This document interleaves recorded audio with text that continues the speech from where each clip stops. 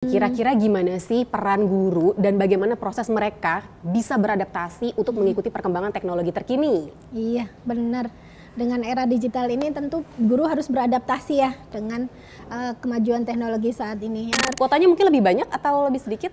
Kuotanya, nah untuk tahun ini 2000. Oh, lumayan banyak ya. 2000 untuk keseluruhan tema berarti ya? Enggak, untuk VCC. Oh, untuk VCC aja 2000.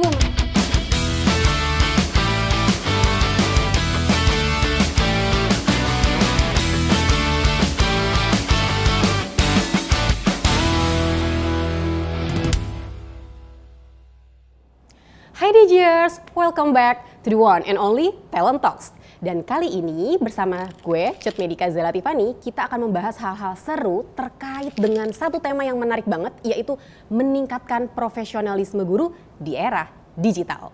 Dan hari ini kita sudah kedatangan narasumber yang sangat cantik, yaitu Mbak Yanti, selaku Ketua Pokja dari Tematik Akademi Program DTS.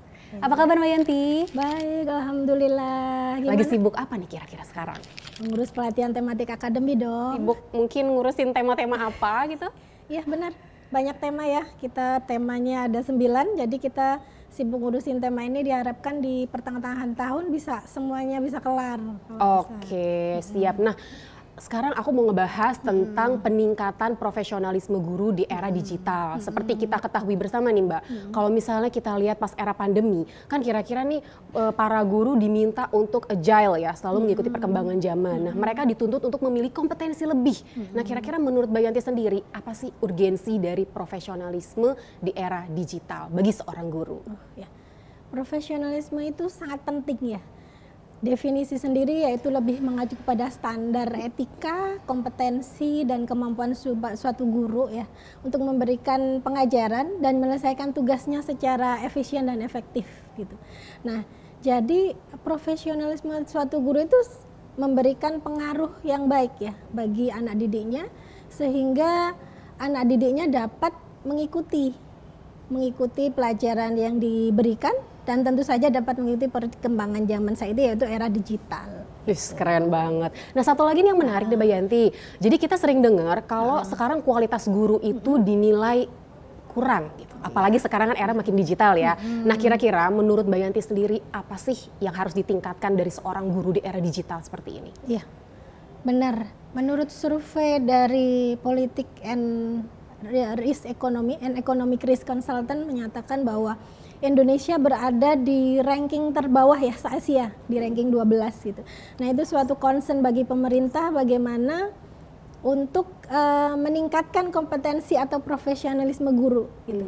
Jadi beberapa cara untuk meningkatkan kompetensi suatu guru, yaitu salah satunya dengan meningkatkan kompetensi pedagogi.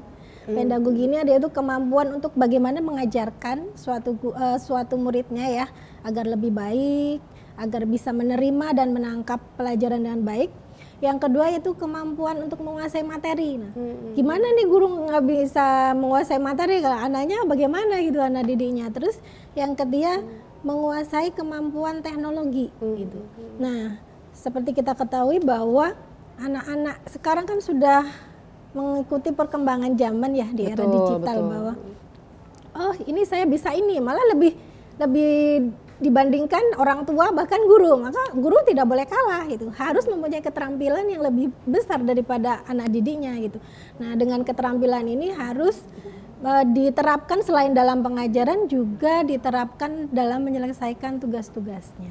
Betul, keren banget. Dan mungkin Mbak Yanti pernah dengar, jadi pada saat pandemi dulu, kita lihat guru tuh jemput bola, datengin satu-satu siswanya untuk diajarin bareng menggunakan handphone gitu. Itu kan salah satu metode yang mungkin bisa diterapkan gitu ya Mbak Yanti. Nah, kalau menurut Mbak Yanti sendiri, kira-kira metode pembelajaran seperti apa sih yang harus diadopsi oleh guru di era digital seperti saat ini? Mungkin asinkronus kah atau mungkin hybrid atau seperti apa? Oh iya, baik. Benar, metode belajar mengajar di era digital ini yaitu banyak cara gitu. Tadi disampaikan oleh Mbak Cut yaitu asinkronus, seperti hybrid yaitu bisa dilakukan online atau offline gitu. Karena kita di tengah kita memang walaupun sudah melewati ya, tapi masih ada gitu ya, yaitu online hybrid itu bisa dilakukan ketika pengajarnya berada di mana, di jarak jauh, itu tetap ada dilaksanakan pembelajaran. Terus Selain itu dengan menggunakan platform online ya, platform online seperti Quizy, Google Classroom, Moodle bisa diaplikasikan ya dalam metode belajar mengajar sehingga murid bisa lebih interaktif dan bisa lebih paham atau bisa menggunakan platform-platform digital yang ada sekarang ini bisa dimanfaatkan dengan baik. Yang ketiga yaitu menggunakan media interaktif, bisa menggunakan video, simulasi gitu ya. Jadi anak-anak didik bisa menangkap pelajaran dengan mudah. Kalau cuman teks kadang lebih bosan ya. Betul. Gitu. Benar. Jadi kalau misalnya ada video interaktif, simulasi bisa disediakan oleh guru, jadi anak-anak lebih tertarik dan lebih mudah untuk menyerap apa yang diberikan oleh guru. Keren banget. Ini bener banget Mbak Yanti, karena tadi sama seperti konsep seorang guru, jadi mereka dituntut untuk selalu update gitu ya. Mereka melakukan berbagai macam inovasi dalam menggunakan mungkin teknologi-teknologi pembelajaran yang ada. Mbak Yanti, sekarang aku mau nanya lagi nih, kira-kira gimana sih peran guru dan bagaimana proses mereka bisa beradaptasi untuk mengikuti perkembangan teknologi terkini? Iya, benar. Dengan era digital ini tentu guru harus beradaptasi ya dengan kemajuan teknologi saat ini. Yang pertama mereka harus berinovasi. Nah, berinovasi bagaimana caranya agar materi yang diberikan itu bisa diterima dengan cara yaitu menggunakan teknologi yang ada diintegrasikan dengan media pembelajaran tersebut. Nah, yang kedua bisa dengan melakukan pelatihan-pelatihan. Nah, pelatihan digital ini sangat penting untuk mengupgrade kemampuan-kemampuan dari guru tersebut sehingga mereka mempunyai keterampilan untuk mengolah data, untuk memberikan pengajaran yang lebih interaktif gitu ya, dan bisa memberikan menyelesaikan atau mengevaluasi ya, bagaimana sih mengevaluasi anak-anak ini agar kedepannya bisa lebih baik gitu. Itu membutuhkan teknologi ya, teknologi digital. Selain itu mereka juga harus berkolaborasi ya dengan guru-guru yang lain. Misalnya untuk guru yang A lebih pandai atau lebih terampil, kita harus sharing informasi, kolaborasi bagaimana cara mendidik anak dengan mengintegrasikan teknologi digital tersebut. Betul, wah keren banget nih. Ini ngomongin soal pelatihan nih, kita jadi semakin penasaran. Kira-kira pelatihan apa sih yang paling cocok buat guru? Tapi kita tunggu dulu, kita akan nanya-nanya lagi terkait dengan apa sebetulnya yang bisa dilakukan oleh guru untuk menambah kemampuan mereka sebagai seorang tenaga pengajar. Nah, tadi sebenarnya sudah saya sampaikan untuk menambah kemampuan pelajar ada banyak, yaitu dengan pelatihan, training ya tentu saja. Dan kita tematik akademi menyediakan pelatihan bagi tenaga pendidik, tidak hanya guru tapi tenaga pendidiknya juga disediakan. Jadi meskipun dia tidak sebagai guru, tenaga administrasi atau sebagai guru TU atau guru BK atau yang di situ yang mengolah data, kita sediakan pelatihannya. Wih, keren. Karena biasanya selama ini mungkin hanya untuk guru aja, tapi sekarang untuk seluruh tenaga pendidik yang ada di sekolah itu diberikan pelatihannya. Kira-kira pelatihannya apa aja dan kapan sih dimulainya nih Mbak Yanti? Iya. Jadi untuk tematik akademi ini untuk tenaga pendidik ada beberapa, yaitu aplikasi perkantoran. Yang kedua desain grafis dan ada data science. Data science ini memang spesifik untuk guru SMA dan SMK. Nah, ini pelatihannya sudah di bulan Februari Mbak Cut. Oh, udah lewat dong. Waduh, ini teman-teman kira-kira gimana nih? Masih bisa dibuka sampai tengah tahun atau mungkin nanti per akhir tahun bisa mungkin. Kalau misalnya masih ada yang berminat dan kita sesuaikan juga dong dengan target kita. Kalau targetnya udah cukup ya maaf ya, kita harus ditutup ya, karena kita peminatnya banyak banget nih. Nah, kira-kira mungkin bisa di-share nih kepada DJers semua, cara mengikuti pelatihan itu seperti apa sih Mbak Yanti? Pertama-tama harus membuka website tentu ya. betul. Itu justru utama ya. Iya, itu yang utama. Website digitalent.kominfo.go.id. Registrasi dulu, yaitu setelah registrasi berhasil, lalu daftar di pelatihan yang diinginkan. Jangan lupa pilih tematik akademi. Di situ ada beberapa pilihan, jangan sampai keliru. Itu ada yang disediakan secara offline dan online gitu. Kalau menginginkan secara offline di daerah mana bisa kita dipilih gitu. Tapi untuk online juga disediakan gitu. Keren, berarti sekarang ada kombinasi ya. Berarti teman-teman DJers nih harus benar-benar perhatiin. Pilih yang TA kemudian dipilih lagi online atau offline. Nah, mungkin Mbak Yanti kira-kira nih di tahun 2023 ada perubahan nggak sih dari tematik akademi di tahun sebelumnya? Kalau di tahun sebelumnya untuk spesifik guru ya, untuk spesifik guru memang di tahun sebelumnya lebih untuk aplikasi perkantoran dan desain grafis targetnya adalah tenaga pendidik di kalangan pesantren. Oh. Nah, karena kita menginginkan semua guru juga di-upgrade skillnya, kemampuan digitalnya, kita targetkan lebih luas, yaitu tidak hanya untuk pesantren, tapi semua tenaga pendidik, baik itu swasta, baik itu negeri, semuanya dipersilakan untuk mengikuti pelatihan. Oke, siap. Nih kira-kira mitra yang akan terlibat dari mana aja sih, Mbak Yanti? Mungkin ada bocoran-bocoran biar teman-teman semua tahu nih. Iya, ya jadi mitra untuk semua pelatihan ya. Untuk semua pelatihan pertama ada dari akademisi atau universitas, ada juga dari IAIS, ada juga dari pihak swasta atau komunitas, nanti organisasi juga, nanti dan juga ada penyedia pelatihan.